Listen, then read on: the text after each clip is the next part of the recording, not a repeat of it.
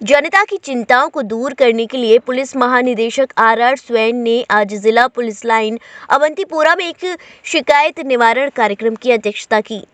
इस कार्यक्रम में कश्मीर घाटी के विभिन्न इलाकों से आए सैकड़ों लोगों ने डीजीपी को अपने मुद्दों और शिकायतों से अवगत कराया। डीजीपी ने मुद्दों को सुना और लोगों को तत्काल समाधान का आश्वासन दिया। मीडिया से बात करते हुए डीजीपी ने कहा कि इस समय जम्मू कश्मीर में कानून व्यवस्था की स्थिति बनी हुई है, टेंट वाले शांति भंग करना चाहते हैं।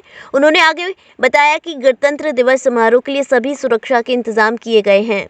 भरोसा है हमारे डीजी साहब पे, तो ये नंबर 1 डीजी साहब इस वक्त हमें हमारे जम्मू कश्मीर यूटी में पहला डीजी साहब है जो लोगों के बीच में है और हर डिस्ट्रिक्ट में जा रहा है। आज हमारे बीच में हाजिर हैं। आपने खुद देखा लोगों ने इसमें बड़ा चढ़कर हिस्सा लिया और लोगों को जब ये पता चला कि हमारे काम हुए हैं, जो अभी तक जो हमारे डीजी साहब की कई हफ्तों से चल रहा है प्रोग्राम, तो आज हमारे पीडी अवंतीपोरा में है। तो जब लोगों को भरोसा है तभी लोग यहाँ आए। उम्मीद है इंशाल्लाह रहमान आज नहीं होंगे तो फिर कब होंगे।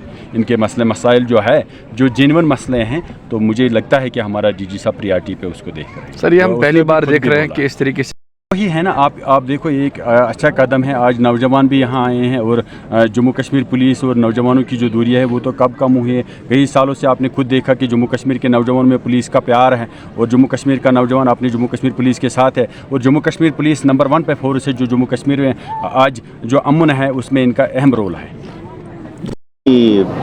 साउथ कश्मीर में पहला ये ग्रीवांस रिड्रेसल की पहला मीटिंग है। तो आपने भी देखा काफ़ी बहुत सारे लोग आए थे इसमें शरीक होने और अपना प्रॉब्लम्स को सुनाने और उसकी रिड्रेसल सीख करने के लिए। जब हम डिस्ट्रिक्ट से बाहर गए हैं, मेरे ख्याल में ये दूसरा मेरा स्टेप है या दूसरा एपिसोड है जहाँ पे पहले श्रीनगर और जम्मू में हम करते थे, तो ये दूसरा स्टेप है। तो इसमें लोग तो आते ही हैं, आपने तो देखा उसमें, और मसाइल जो है बड़े तरह तरह की है, वेराइटीज़ है। चीटिंग की है, घर में डोमेस्टिक वायलेंस की भी है, ज़मीन को लेकर वो भी हैं। तो बड़े वाइड रेंज की प्रॉब्लम्स है। उसमें कई सारे प्रॉब्लम्स खाली पुलिस को नहीं बिलोंग करता है, जैसे मैंने कहीं और भी किसी और जगह में भी बताया था कि ये सब ऐसे पेचीदे मसले हैं जहाँ पे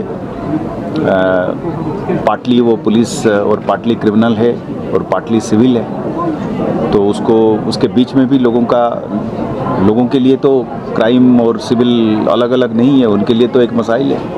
तो उसको मद्देनज़र रख के किस तरीके से उनकी मदद करें, क्योंकि उनको तो ये तो नहीं है कि साहब मेरे सर में दर्द है तो बाएं वाला जो है डॉक्टर अलग है और दाएं वाला डॉक्टर अलग है, वो हम समझते हैं। तो उसको लेकर हम कोशिश करेंगे हम अपना नेक नियत से अपने पुलिस के एहलकारों के तहत उनके साथ कानून के दायरे में रह के उनकी मदद करने के लिए। जी अब आपने इससे हट के जैसे वो कहा था कि एक और सवाल अलग से हम एड्रेस करेंगे।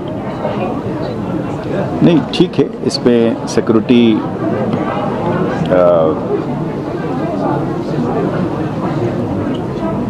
कंट्रोल में है।